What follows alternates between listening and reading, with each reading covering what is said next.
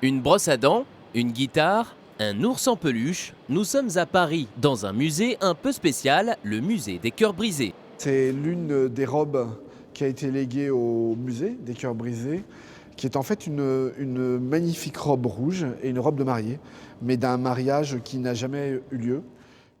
En moyenne, les Français vivent 4 ruptures amoureuses dans leur vie. Généralement, je mange pas pendant une semaine.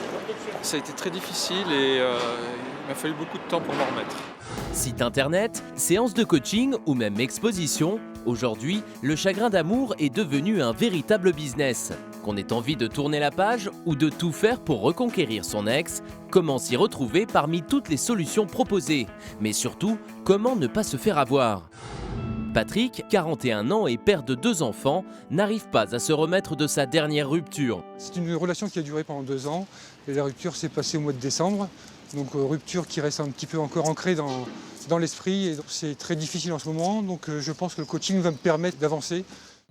Aujourd'hui, la love coach Lucie Mariotti lui a donné rendez-vous dans une piscine pour des exercices très étonnants. L'idée, c'est que quand tu vas faire les 4 premières longueurs avec cette entrave, puisque je vais t'accrocher cet élastique au pied, tu réfléchisses bien à ce qui aujourd'hui t'empêche de passer outre cette histoire et de tourner la page. D'accord.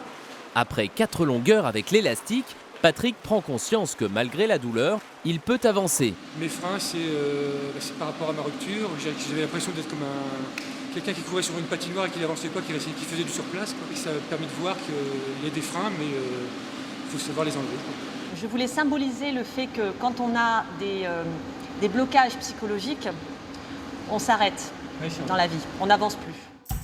Patrick va suivre 4 heures de coaching intensif pour un coût de 200 €. Pour tirer un trait définitif sur son histoire, la coach a préparé un deuxième exercice. Ce que tu vas faire, c'est que tu vas choisir des couleurs en fait, qui vont représenter des choses que tu ne veux plus dans ta vie. Ça peut être un état d'esprit dans lequel tu es, une humeur, et tu vas écrire dessus cette humeur. Ok. Après avoir éclaté les ballons de la mauvaise humeur, de la tristesse et de la peur, le plus dur reste à faire pour Patrick. La coach attache la photo de son ex à la ficelle du dernier ballon. Tu sais ce que je vais te demander? Laisser s'envoler. Tu le fais vraiment quand tu le sens. Alors tu le laisses s'envoler quand tu veux.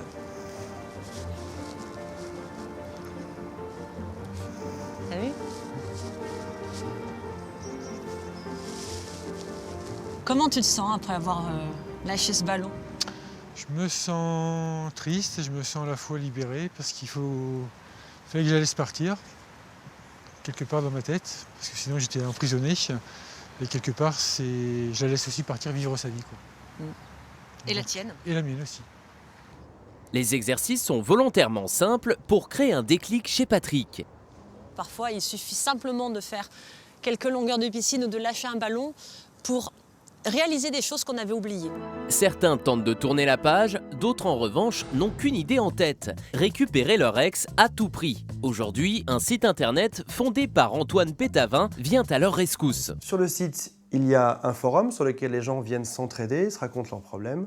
On a également un service de coaching téléphonique. On peut se faire appeler et puis un coach va vous donner tous les bons conseils.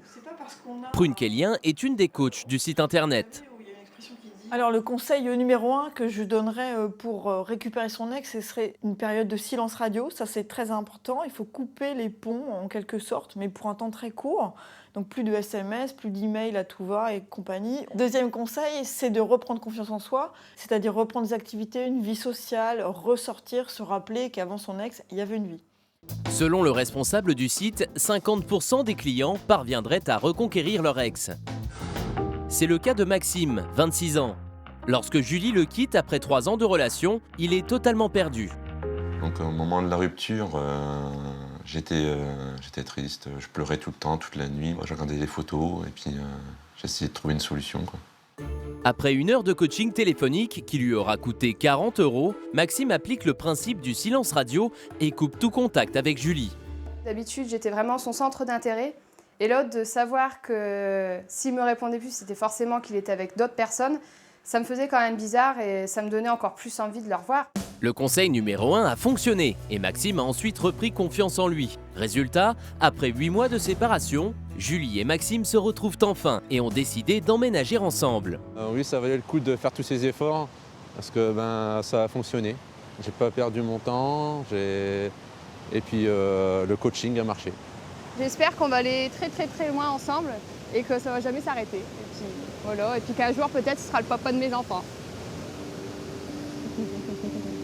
Mais attention, le chagrin d'amour est un terrain propice aux arnaques. Pour Youssef Sissaoui, président de l'INAD, la faiblesse des gens en pleine rupture représente une aubaine pour certains faux voyants qui monnaient à prix d'or leur service. Le retour d'affection consiste par des procédés, par des techniques à faire revenir la personne qui a quitté le demandeur.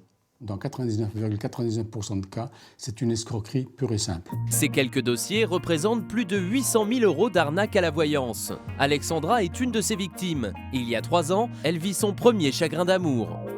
Ça faisait un peu plus de 2 ans qu'on était ensemble. Moi, à ce moment-là, j'avais 19 ans. Je venais de rater mon bac. On s'est un petit peu quitté là-dessus. En plus, c'était pour quelqu'un d'autre, donc c'était encore pire. Totalement perdue, Alexandra fait appel à un service audiotel de voyance. Un premier coup de téléphone qui la laisse confiante. Ça s'est super bien passé parce qu'elle m'avait dit que mon copain reviendrait, que ça durerait pas longtemps. C'était même pas une question de moi. C'est des manipulateurs, ils sont fins psychologues, ils nous sortent ce qu'on a envie d'entendre, c'est tout.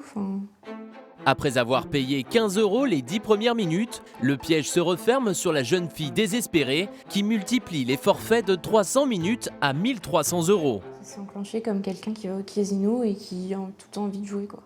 C'était vraiment comme une drogue. En tout, en 2 ans, je leur ai versé 28 000 €. Pour payer, Alexandra va jusqu'à voler de l'argent à sa mère qui décide alors de porter plainte contre sa fille.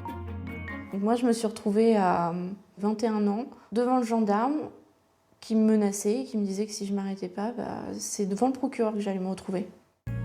C'est l'électrochoc dont Alexandra avait besoin. Elle porte plainte à son tour contre la société de voyance dont elle aurait été victime et tire un trait définitif sur son ex. Aujourd'hui, ça fait 6 mois que j'ai rencontré quelqu'un et ça se passe super bien. Si certains profitent de ces situations de faiblesse, d'autres en revanche sauront vous accompagner pour tourner la page après un chagrin d'amour.